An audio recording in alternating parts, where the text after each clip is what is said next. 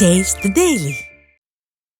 சிவகங்கை மாவட்டம் திருப்பத்தூரில் பேரூராட்சி செயல் அலுவலரை தாக்கிய திமுகவினரை கண்டித்து தமிழ்நாடு அரசு ஊழியர் சங்கத்தினர் ஆர்ப்பாட்டத்தில் ஈடுபட்டனர். புவனகிரி பேரூராட்சி செயல் அலுவலராக பணியாற்றும் தனுஷ்கோடிக்கும் திருப்பத்தூர் திமுக பேரூராட்சி தலைவரின் கணவர் நாராயணன் என்பவருக்கும் பணப்பிரச்சினை இருந்துள்ளது. இதையடுத்து பொய் புகாரில் திருப்பத்தூர் காவல் நிலையத்திற்கு விசாரணைக்கு அழைத்து செல்லப்பட்ட தனுஷ்கோடியை நாராயணன் உள்ளிட்ட திமுகவினர் தாக்கியதாக தெரிகிறது. இந்நிலையில் திமுகவினரை கைது செய்ய வலியுறுத்தி தமிழ்நாடு அரசு ஊழியர் சங்கத்தினர் ஆட்சியர் அலுவலகம் முன் ஆர்ப்பாட்டத்தில் ஈடுபட்டனர்.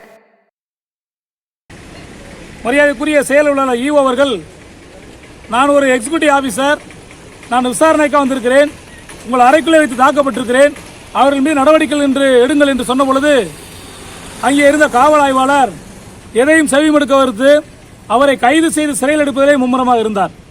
உண்மையிலே மிகுந்த வேதனை அளிக்கிறது. அவர் கடலூர் மாவட்டம் புவனகிரிக்கு மாறுதலுக்கு சென்று 4 மாதங்கள் கடந்த பின்பு திட்டமிட்டே வரவழைக்கப்பட்டு அவர் மீது தாக்குதல் நடத்தப்பட்டிருக்கிறது. அவர் மீது பொய் வழக்கு என்பது கொடுக்கப்பட்டிருக்கிறது. இன்றைக்கு கைது செய்து சிறையில் அடைக்கப்பட்டிருக்கிறார். தமிழ்நாடு அரசு ஊழியர் சங்கம் வன்மையாக இந்த நிகழ்வை கண்டிக்கிறது. திருவண்ணாமலை மாவட்டம் செங்கத்தை அடுத்த பிஞ்சூர் கிராமத்தில் சேதமடைந்த மின்கம்பங்கள் குறித்து மின்வாரியம் கண்டுகொள்ளாததால் உயிர்பலி ஏற்படும் அபாயம் நிலவுகிறது. பிஞ்சூர் கிராமம் அருந்ததியர் காலனி மற்றும் பிஞ்சூர் செங்கம் செல்லும் சாலையில் 10க்கும் மேற்பட்ட மின் கம்பங்கள் முற்றிலும் சேதமடைந்தும் அதிலுள்ள கம்பிகள் துருப்பிடித்து ஆபத்தான நிலையிலும் காணப்படுகிறது.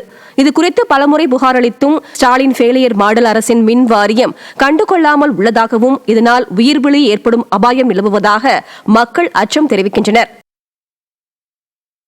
மதுரை மாவட்டம் உசிலம்பட்டியில் வருவாய் கோட்டாட்சியரை கண்டித்து கைக்குழந்தையுடன் கிராம நிர்வாக அலுவலர்கள் உள்ளிருப்பு போராட்டத்தில் ஈடுபட்டனர்.